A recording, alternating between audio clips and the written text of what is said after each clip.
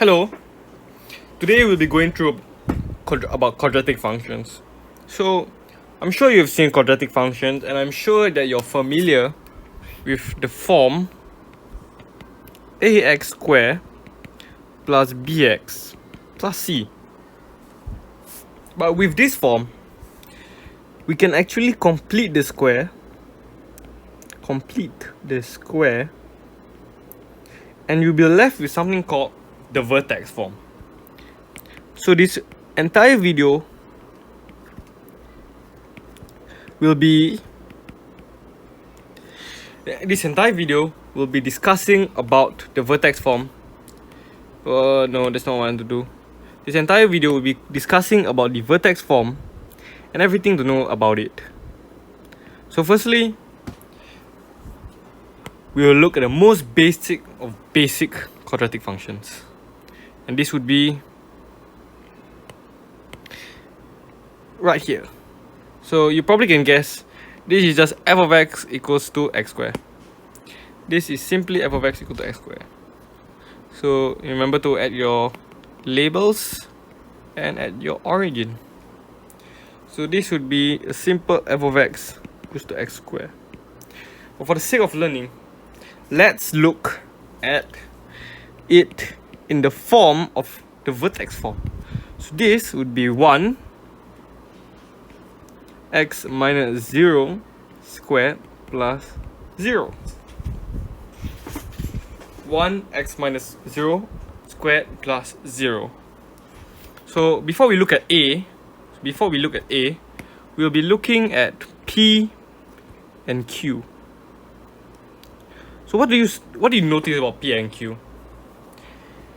So this is very far-fetched and I don't think you probably would have not noticed, but we can see that P is 0, Q is 0, and where else can you find 0, 0? You can find it in the coordinates 0, 0. And this would actually be P and Q. P and Q. 0, 0. And then another thing that we're going to look at is f of x equals to minus x squared. So this would be f of x equals to minus 1 x minus 0 squared plus 0. So what can you guess about that? Yes, P and Q are 0 and 0. P and Q are 0 and 0. P and Q are 0 and 0. But this time around, x squared is now upside down. It's a sad face. It's a sad face. Sad face parabola. So we now have something like this. We have the opposite of it. Sad face parabola. So it's just the opposite. So what we can find is this. A defines the shape of the parabola.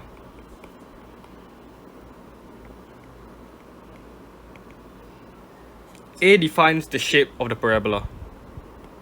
Alright? A defines the shape of the parabola. And then P and Q are the coordinates of what? We know it was this point, but what exact point is it? This point is called the vertex. The vertex. And we'll be looking at these two things in detail in this video. So let's go back a little. What exactly is the vertex? And the vertex can actually be called two different things. It can be called the maximum point or the minimum point. But this depends on the function itself. So let's take a quadratic function now. Alright. When we look at the quadratic function here, so we just make it a simple quadratic function. We know that this will be f of x equals to x squared, alright? So I want to teach you how you can remember that this is the vertex. F of 0 would equal to 0 squared. f1 and f minus 1 equals to 1 equals to 1. f2 equals to 4. f minus 2 also equal to 4, because anything squared becomes positive. f3 equals to 9. f minus 3 also 9. So what this means would be the vertex is basically the point of which there is no pair. There is no pair. So we look at this function, the point of which there is no pair, so there's no like positive and negative pair, would be 0. Because there's no such thing as positive 0, no such thing as negative 0. 0 is just 0. So the point of which there is no pair is the vertex. So that's how you could, perhaps remember what the vertex is. But what are the two names that I was talking about? The vertex can be either called the maximum point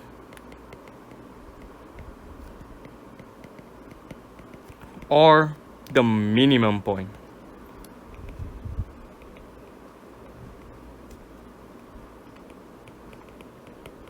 Alright, so the vertex, you already know, is basically the 0 of the graph. So it's basically the point of which there is no pair. So when we look at this, you see there's a paired value. We look at this, see there's a paired value, but at the 0 there's no pair, it's just 1 point. We're basically looking at this 1 point. So what is this maximum point? What is this minimum shenanigans? The maximum point is basically the point in which the graph can no longer grow into the positive, and the minimum point is the point in which the graph is going to be growing to the positive. So we look at this graph, we look at this parabola here. What do we know about it? It just keeps going up. So this, in a way, is where it starts, right? This is where it starts. And thus, the minimum, maybe the smallest value, would be this point. But now, let's take f of x equals to minus x squared. And I'm sure you can already predict the function. We already mentioned about the curly function. We already mentioned about the twirl. You can guess. It just goes downwards. It just goes downwards. Now we know that it's going this way. But the further down you go, the smaller the value gets. So like what this means is, when you go down, so here maybe is minus 2, here is minus 4. Minus 4 is smaller than minus 2. So that's not really growing upwards, it's going downwards. So if you looked at a reference like this, you go this would actually be, this value here is the highest value. You see how when you go up, it just, when you're going up, it just keeps on going higher, and then it reaches a certain point, because it's curling, and it reaches this point, and this 0 is actually the highest, because the 0 is higher than any negative number. So that's what a minimum point and a maximum point is. And we can actually find this minimum point and maximum point from the vertex form. Okay? So let's take an example. We're gonna draw a function here. So let's say we have a function right here. So let's write up any function. All right, let's write up f of x equals to 1, to 1, maybe x minus 2 plus 3. So what this graph will look like, you can pause and try to sketch a graph. So let me just put it all this. So let's sketch a graph. This graph will look like this. No. Yeah, something like that. So it's a bit wide. I don't really want it to be wide. because it being white is actually something that we're going to be discussing too. It looks something like this. And why? Because over here was P, over here was Q. Like that, you can find the coordinates of the vertex. And remember, the vertex is the 0, the one with no ordered pair. I mean, not the one with no ordered pair, but the one with no pairs of values. So over here would be 2, and over here would be 3. Now let's say, hey, like I can't really remember which one is P, which one is Q. You can just work your way step. You can just work your way to be this is your 0. So remember that this is your x. Instead of just following this, perhaps you can remember in a basic form. In a basic form like this would be your x, right? Because, you know, if you draw up a graph, like you draw up a graph, see this, see how this is your x, this is your x. Alright, so what I'm trying to say is we can just find this part here become 0, and you'll naturally find the coordinates. So to make this part here 0, you need 2, right? Because 2 minus 2 is 0. 2 minus 2 is 0, and you get 3.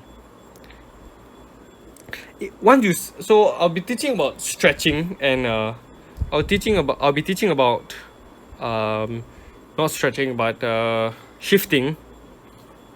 Once you learn more about shifting, it becomes more obvious to you.